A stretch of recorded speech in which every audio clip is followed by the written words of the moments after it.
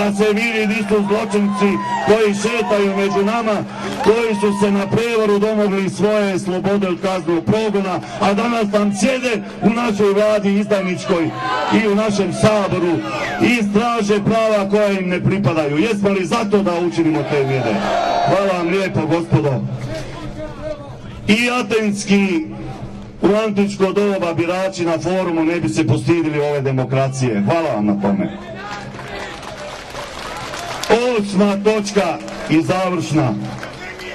Zbog svih propusta akademija, naravno intelektualci su zakazali hrvatski uz dužno poštovanje časnim intelektualcima koji govore gdje je naša inteligencija, gdje je Hrvatska akademija znanosti i umjetnosti, gdje je Matica Hrvatske, intelektualci, šutili ste, sjedili ste na ušima, niste gledali, niste govorili, zatvorili ste uši, sramota vas može biti, na hrvatskoj sirotini ste završili fakultete, školovali ste, doktorate ste dobili, a u sudbini hrvatskog naroda riječi niste progovorili. Ili ste izdajnici i sudionici ove sramotne presude.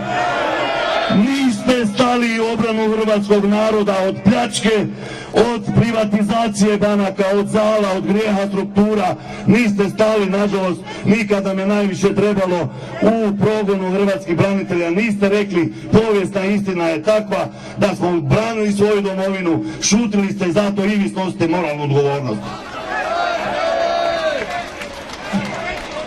8. točka.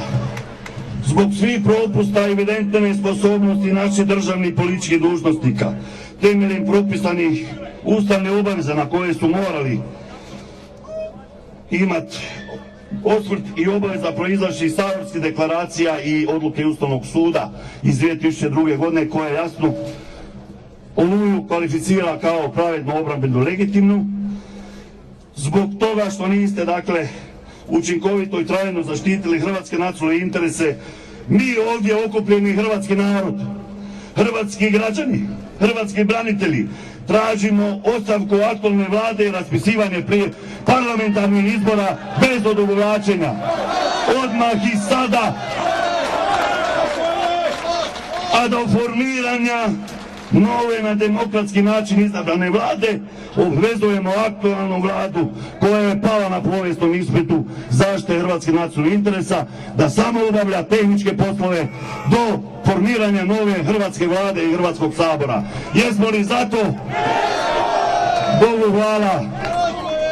Mislio sam, rekao sam jučer gospodinu Velimiru, da bi pozvao sad s brojem telefona, da bi nazvao ured predsjednika vlade, predsjednice vlade Jadranka Kosor, sigurno gledate, a ako ne vi, onda vaše policijske i tajne službe. Molim vas, uvažite odluku ovog naroda, ovih 50.000 i više, vidim da nas je sad i više, svakog trena i nas je više, uvažite odluku ovog naroda, podnesite ostavke, nemojte dozvoliti da ovaj mirni skup u budućnosti, ako se još jednom okupimo, nećemo imati strpljenja. Učinite dobro hrvatskom narodu i odite što prije u povijesnu ropotarnicu. Hvala vam.